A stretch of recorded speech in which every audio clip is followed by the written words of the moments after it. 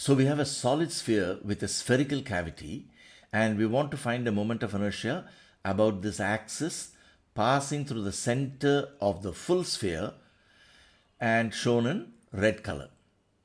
Now let's look at the dimensions that are given. The radius of the full sphere is r, and the radius of the cavity is r by 2, and the cavity is located so that it is tangential to the surface of the sphere, which means the center of the cavity is at a distance of r by 2 from the axis about which we want the moment of inertia.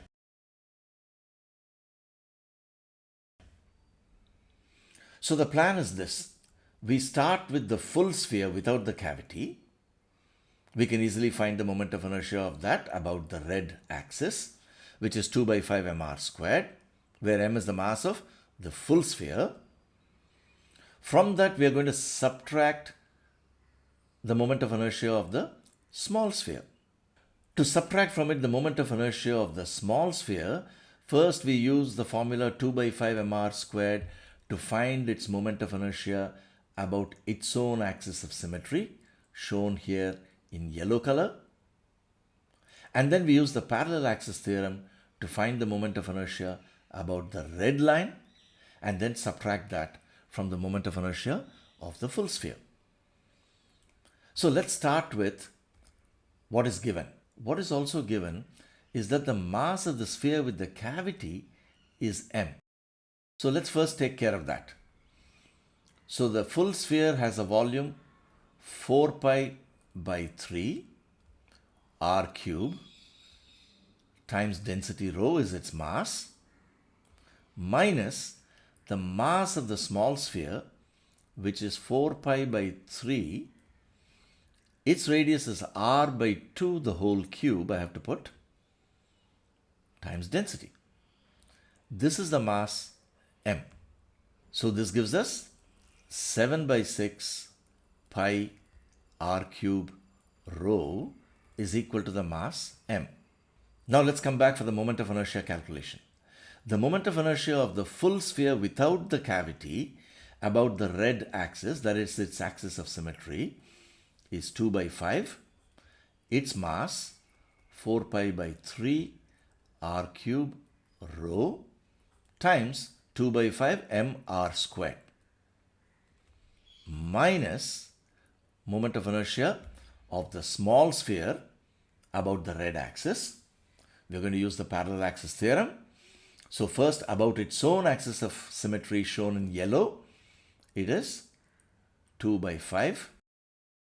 Its mass 4 pi by 3. Its volume is r by 2 the whole cube. You have to be very careful here. R cube by 8, that is r by 2 the whole cube, times density rho. This is the mass of the small sphere times its radius squared, r by 2 the whole square. This is the moment of inertia of the small sphere about the yellow axis, and I have to use parallel axis theorem plus m times distance squared between the axes. What is the mass of the small sphere? 4 pi by 3 r cube by 8 times rho times again r by 2 the whole squared. R by 2 is the distance between the axes. That's the moment of inertia in the square brackets of the small sphere about the red axis. If I simplify this, I get the moment of inertia of the sphere with the cavity as 57 divided by 120 pi r cube rho times, there's an extra r squared here throughout, r squared. The reason I put it in this form is I can get pi r cube rho from this formula. So you can replace pi r cube rho by 6 by 7 m. If I do that, I get the final moment of inertia as 171 divided by 420 m r squared, where m is the mass of the sphere with the cavity. And that's equal to 57 by 140 m r squared. Thank you.